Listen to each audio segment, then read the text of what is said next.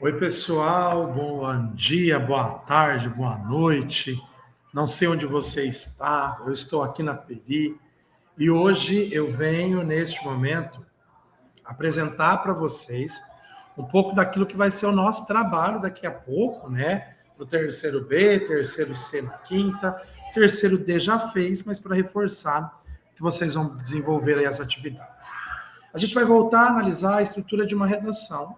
Eu vou trabalhar as três partes, a introdução, desenvolvimento e a conclusão, que no caso é a proposta de intervenção no Enem, de modo que eu possa mostrar para vocês como tudo isso é organizado.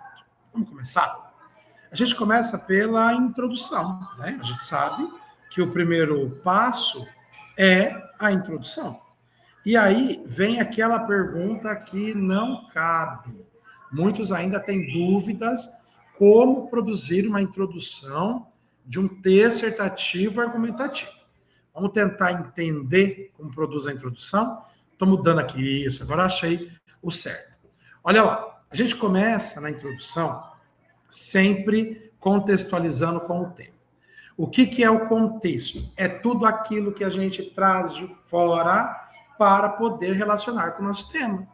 Qual é o tema da redação de 2024? Desafios para a valorização da herança africana no Brasil. O que o candidato que tirou nota 1000 trouxe? O ciclo do ouro. Olha como que ele faz a definição.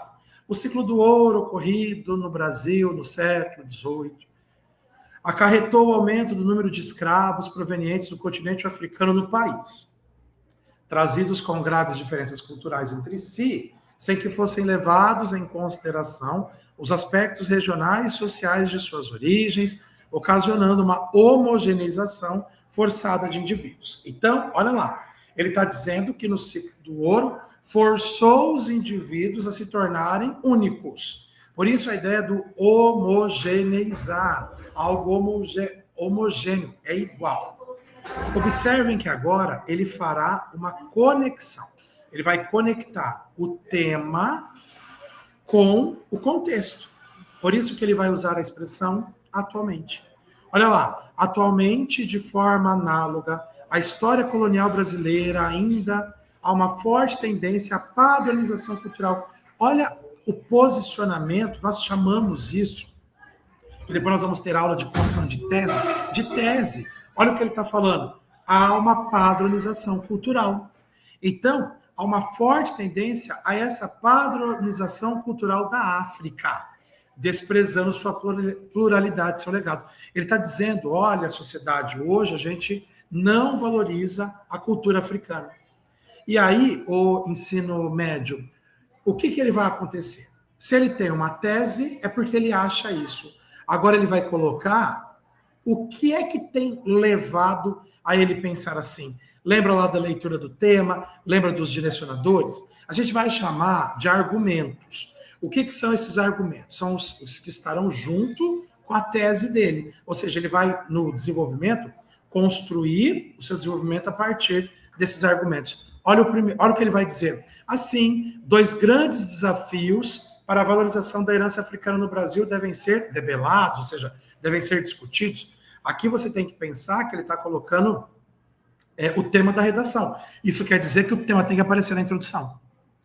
E quais são esses dois grandes desafios que têm que ser debelados, discutidos? As políticas públicas ineficazes e as falhas educacionais. O que isso indica? Indica que nos parágrafos seguintes, no parágrafo de desenvolvimento, no parágrafo 2, que é o de desenvolvimento, no parágrafo 3 de desenvolvimento, ele vai abordar o que está em vermelho. De um lado, ele vai abordar as políticas públicas ineficazes, e do outro, ele vai abordar, no outro parágrafo, as falhas educacionais. Aqui, a gente vai trabalhar com um parágrafo de desenvolvimento.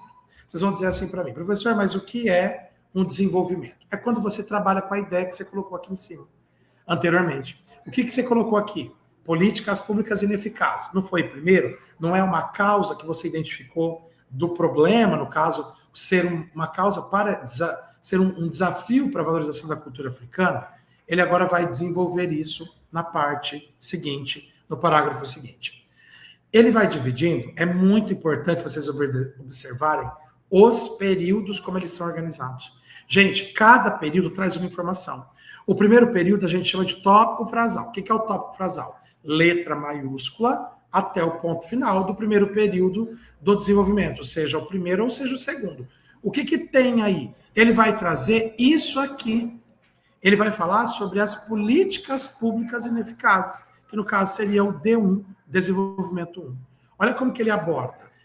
Diante do cenário exposto, as políticas públicas ineficazes possibilitam a desvalorização do legado africano no país.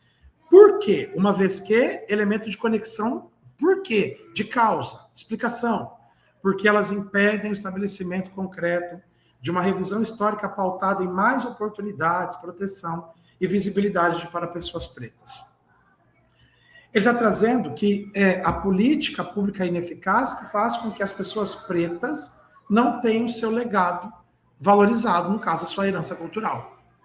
Consoante o sociólogo Emile Durkheim, uma sociedade sem regras claras, sem valores e sem limites, encontra-se em estado de anomia social. É um conceito do Durkheim.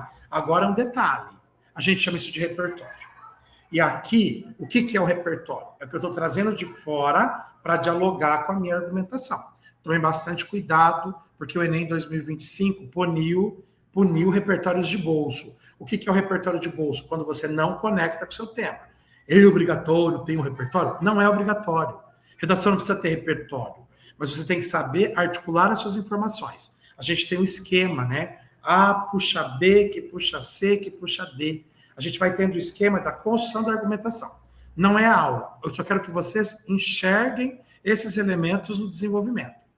Ele está trazendo o Durkheim para dizer que nós temos o conceito da anomia social. Olha o que ele vai colocar no seguinte. Ele vai explicar. Nesse sentido sociológico, esse estado anômico pode ser observado na odierna realidade brasileira. O que é odierna? Na atual, atualmente. Na medida em que as políticas públicas ineficientes permitem o desprezo e o desrespeito com as religiões de matrizes africanas, a desassistência em áreas quilombolas e a ausência de representatividade em propagandas, por exemplo. Gente, ele está dizendo, a anomia social é isso, o Estado não atua para resolver o problema, o Estado não consegue ajudar o problema a ser resolvido. Preste atenção. Ele está citando, para confirmar o que ele está falando, um exemplo. O que ele está exemplificando? A desassistência em áreas quilombolas, a ausência de representatividade em propagandas. Ele finaliza, com base nisso, uma mudança urgente pragmática, né, deve ser realizada agora, né, visando a transformação dessa conjuntura, de modo a não só valorizar a herança africana no país, como também proteger. Vamos lá. Já vimos a introdução, voltando aqui, né? Olha lá, vimos a introdução. Vimos que na introdução tem contexto, tese, argumento associado ao tema. Vimos agora o desenvolvimento, cuidado com os chamados repertórios de bolso, que nós vamos perder nota se utilizarmos esses repertórios. Nós vamos para onde? Nós vamos para a proposta de intervenção. E aí vem o questionamento. O que é a proposta de intervenção? Vamos analisar? Nós vamos analisar agora a proposta.